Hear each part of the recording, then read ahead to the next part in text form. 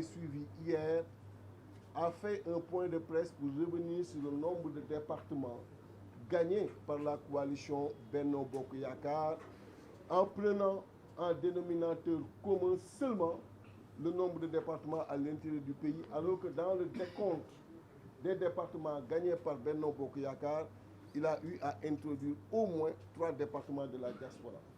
Et en toute rigueur, le 46 qu'il a pris comme dénominateur commun devrait passer à 54 et elle devrait rapporter les 30 sur les 54. Et même sur ces 30 proclamés, vous avez tous suivi par la suite ce qui s'est passé dans certains tribunaux de certains départements, dont Goudomp, Sédhiou, Tivaouane et Afrique du Nord, où les résultats ont été publiés et qui sont largement favorables à l'intercoalition Yewwi Wallu. Pour dire la manipulation. Nous avons beaucoup de respect pour elle, j'insiste sur ça, mais on n'attendait pas à cette heure où les compilations se poursuivaient, qu'elle sorte pour annoncer des chiffres dont elle n'en a aucune maîtrise.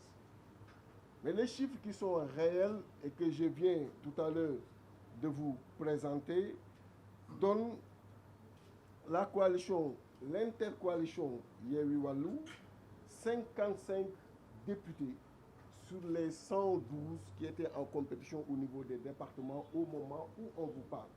Sachant que dans certains départements, le décompte se poursuit et les résultats ne sont pas encore proclamés. Et des proclamations de ces résultats, nous allons justement revenir sur ça. Mais retenez qu'au moment où je vous parle, 55 des 112 députés qui étaient pourvus au niveau des départements reviennent à l'intercoalition. Et c'était ça le schéma. Le schéma, c'était de retrouver Macky Sall dans les départements avec une formule qui permettrait de contenir le mode de scrutin multiplicateur. Ce qu'on appelle un mode de scrutin multiplicateur, vous avez suivi ce qui s'est passé en 2017. 49% avaient voté pour Macky Sall, moins de 1 Sénégalais sur 2. Et au niveau de l'Assemblée, il a obtenu les 75% des sièges, 3 députés sur 4. Vous savez donc qu'il n'y a pas eu une cohérence. Et si on devait rester dans le schéma où chacun resterait de son côté, il aurait encore bénéficié de ce mode de scrutin multiplicateur et aller gagner majoritairement au niveau des départements et nous laisser disputer les places sur la liste nationale. Ce qu'on a compris et on a apporté cette réponse politique, mathématique, pour lui opposer une formule qui permet de contenir ce mode de scrutin dans les départements. C'est ce qui fait cette progression, même si nous avons vu justement qu'il y a encore d'autres départements dans lesquels il y a des manipulations qui ont existé et nous les suivons de très près. Et ces départements que nous avons gagnés représentent, si on cumule le nombre d'électeurs dans ces différents départements, ça représente 55% du fichier électoral au moment où on parle. Et donc, Macky Sall, les départements supposés gagnés par Benno Bokk Yakaar ne représentent que 45%. Ce sont des chiffres importants qu'il faudrait retenir parce qu'ils ont l'habitude de parler plus du nombre de départements gagnés que de leur poids électoral. Tout le monde sait que Dakar n'a pas le même poids électoral que Matam, même si l'électeur est de la même dignité. Mais en termes de poids électoral, tout le monde sait que les départements n'ont pas la même dignité électorale. C'est ça la vérité.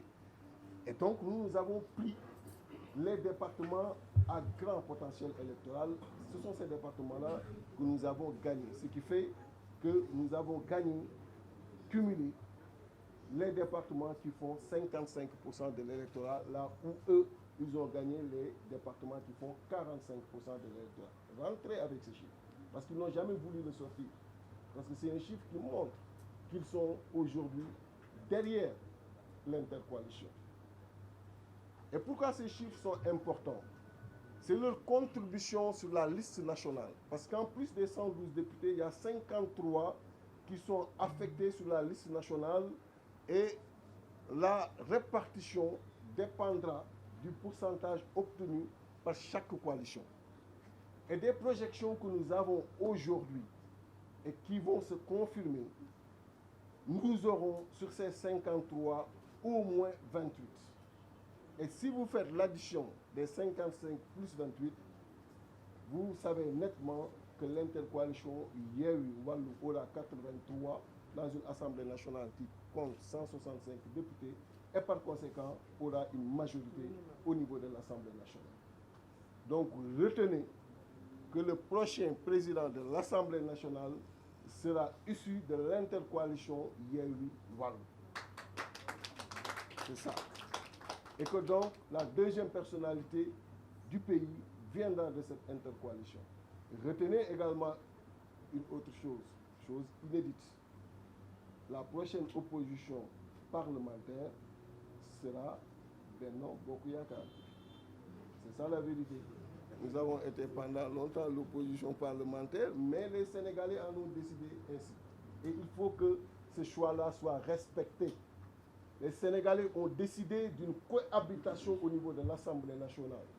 Nous avons vendu un programme, nous avons présenté les axes forts de ce programme et il faudrait que le président Macky Sall accepte ces résultats pour qu'on puisse dérouler au niveau de l'Assemblée nationale et croiser les besoins de ces Sénégalais qui nous ont suivis partout sous la pluie et sous la chaleur très forte dans certaines zones et qui ont attendu à des heures tardives nos différentes coalitions pendant la campagne électorale et profiter pour encore une fois remercier et féliciter toutes les populations sénégalaises pour cette grande sympathie qu'ils ont eu à nous manifester partout où on est passé.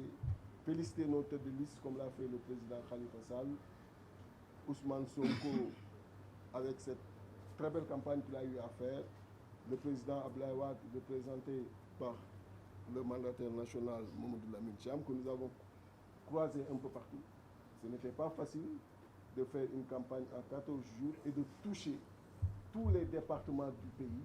Ça nous a valu énormément de sacrifices, ne pas dormir, justement parce que quelqu'un qui aspire à prendre en charge les préoccupations des Sénégalais compte tenu de la forte affection qu'il a envers eux, doit consentir en toutes circonstances ces sacrifices et ces leaders ont eu à les faire et c'est le lieu de les féliciter encore une fois. Merci Monsieur le Président, voilà ce que je voulais faire.